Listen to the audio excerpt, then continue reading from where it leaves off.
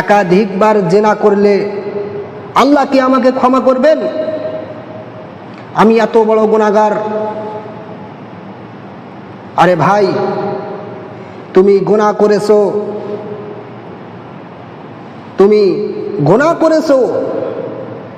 তোমার এখন স্মরণ হইতেছে আমি বড় পাপী, তাহলে তুমি তওবা করো। যতক্ষণ পর্যন্ত না পশ্চিম দিকে সূর্য উদিত হয় ততক্ষণ পর্যন্ত আল্লাহ পাক রব্বুল আলামিন তোমার তওবা কবুল করবেন।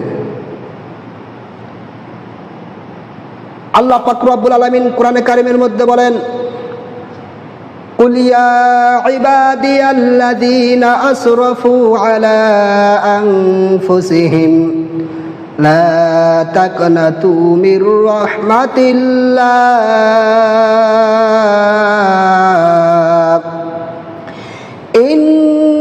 ইন্নাল্লাহা ইয়াগফিরুয যুনুবা জামিআ ইন্নাহু হুয়াল গফুরুর রহিম।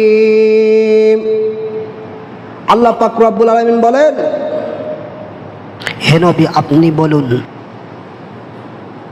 হে আমার বান্দাগণ, তোমরা যারা নিজেরা নিজেদের প্রতি অত্যাচার করেছো, জুলুম করেছো, তোমরা যারা নিজেরা নিজেদের প্রতি জুলুম করো, অত্যাচার করো, লা তাকনাতু মির রাহমাতিল্লাহ, তোমরা আল্লাহ তাআলার রহমত থেকে নিরাশ হও না।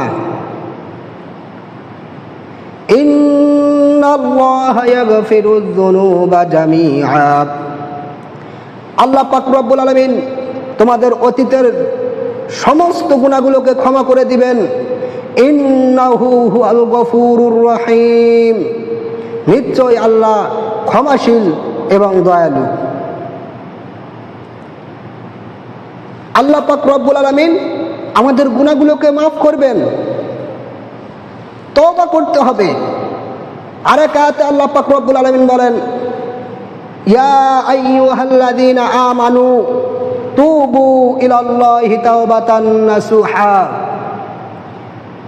হে ঈমানদারগণ তোমরা তওবা করো, তাওবাতুন নাসুহা, যে খাঁটি তওবা করো।